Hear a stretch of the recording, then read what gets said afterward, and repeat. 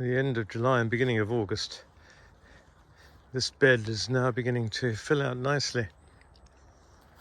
Very colourful. Of course, these hydrangeas are going to get quite big.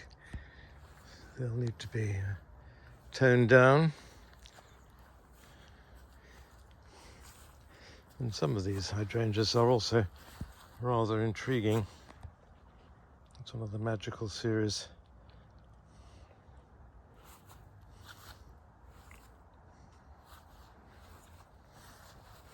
Anyway, let's go and see what else is going on in the garden.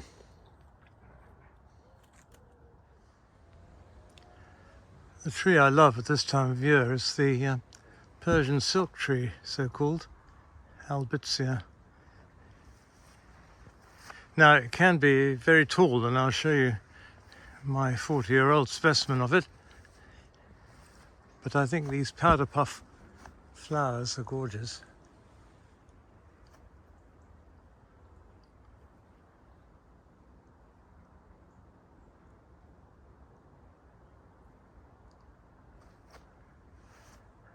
This is a slightly smaller form called Ombrella, but I think it might grow quite big in the long run. Now it's come through here behind the round temple, and way up above the dome is the more standard form of this Albizzia. Very, very tall it's become. It is 40 years old, admittedly.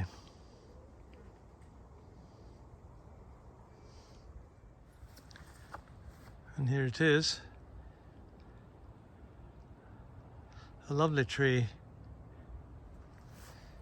But really, because it's so tall, the only thing that alerts you to the fact that it's flowering is a carpet of the spent flowers on the grass beneath, which then makes you look up. What's up, Bert? Anything exciting going on? Ooh, something's attracting your attention. Oh well, let's carry on. Let's go, Bertie. Let's go to the corner of the tennis court. Rather a dramatic show this makes. This is a Japanese tree called Mallotus japonicus. It's a member of the euphorbia family, and these are the male flowers, which I think are pretty spectacular. Not much close up, but as a whole makes quite a statement in the corner here. And then round we go, and Bertie's standing near hibiscus, a hibiscus hybrid with the most amazing large flowers.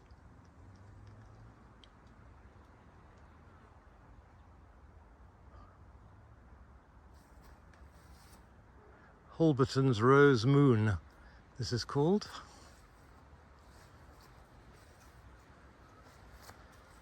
Pretty spectacular.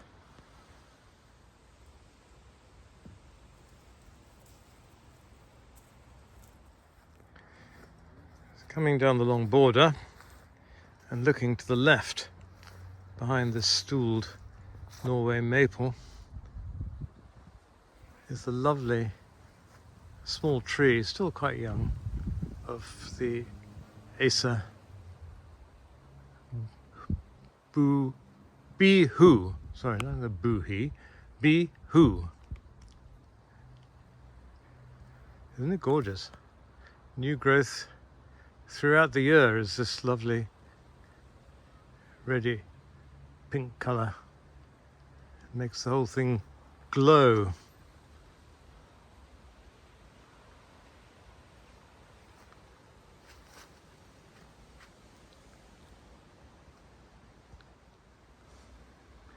and it has lovely really orange stems in the winter, a bit like Asasenga kaku.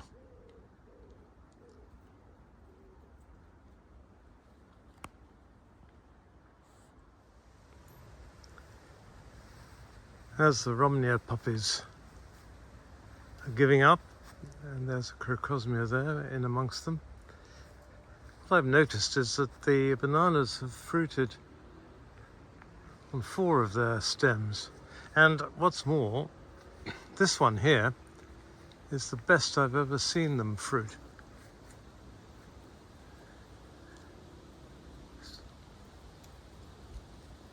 Astonishing.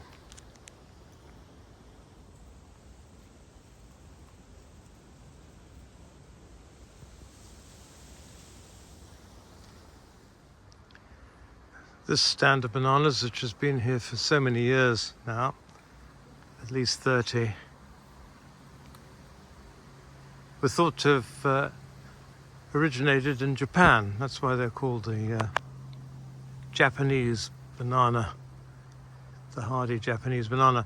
But in fact, those were cultivated specimens, and actually it originates in southwest China. So it should be a Chinese banana.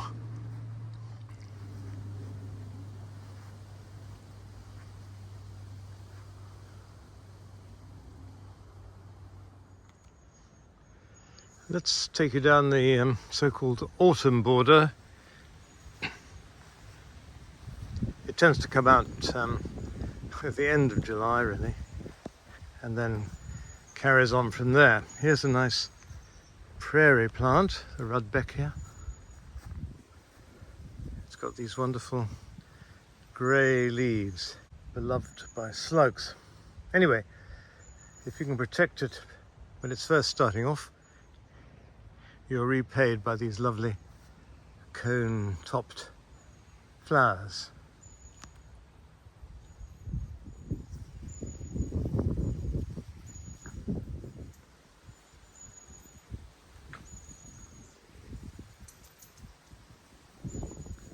Well, let's carry on down. There's some rather nice crocosmias here.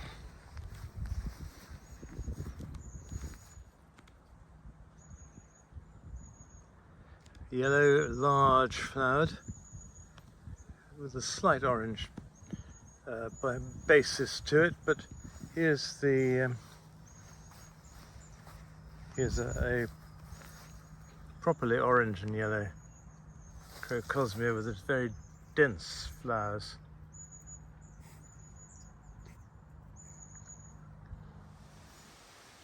Coming up from the crocosmia is this small upright malus crabapple with the very intensely dark leaves. It was bred in Denmark, I believe. It's called Malus Toringo aros, and it's got these very dark crab apples as well. Can be a bit hidden in the foliage until the autumn, when they persist on the branches. A very good choice for a small garden, upright and quite compact, unlike Malus Toringo itself from East Asia, which is quite a big crabapple tree.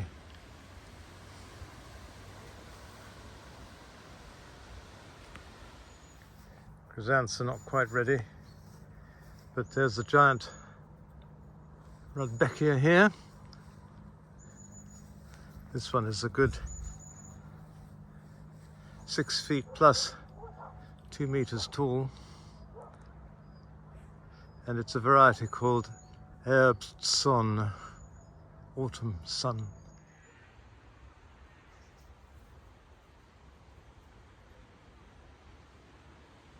And here's a wild Dahlia coccinea, which was collected in Mexico years ago and has been in the autumn border,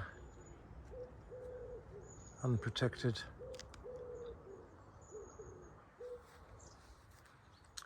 Many more flowers to come yet. On a rather smaller scale, another Rudbeckia, which I must say is very, very jolly and welcome.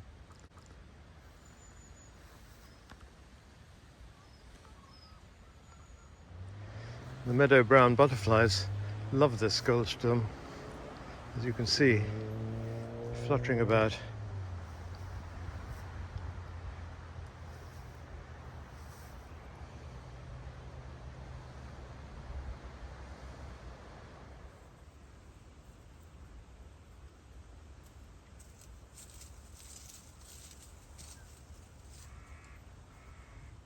Now above Rudbeckia goldsturm is an unusual flowering tree from China called Polyothersis sinensis. The flowers haven't quite opened up yet. Good autumn colour. That's why it's in the border here.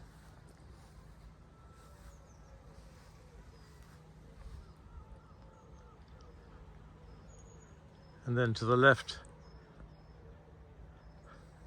other than Tunis sinensis flamingo, which has gone green now, having put out its really beautifully coloured new foliage.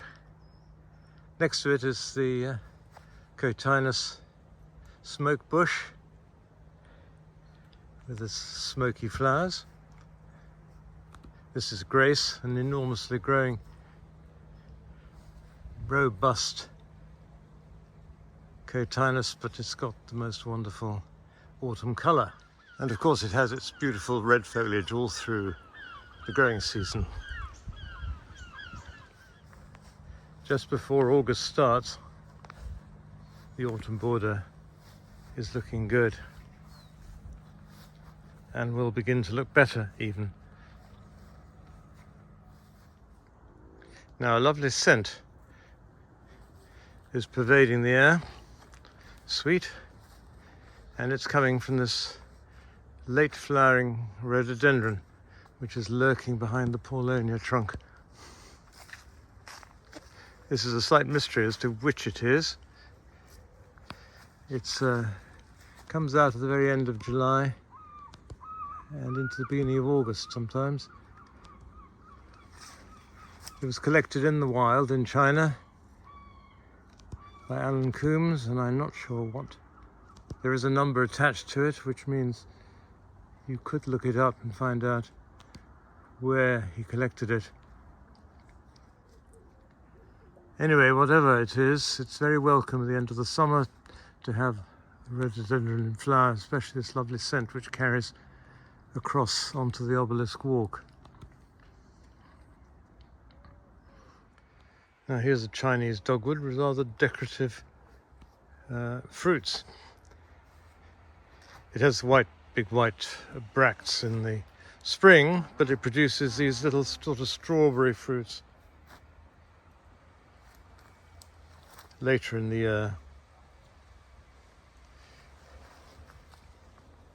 It's got quite a wide spread and it's going up, right up there.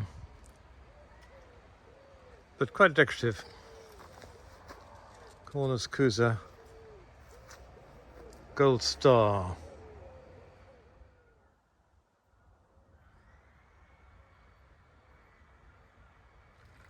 Let's finish off with a bit of relaxation, shall we? The Pontidaria and the running water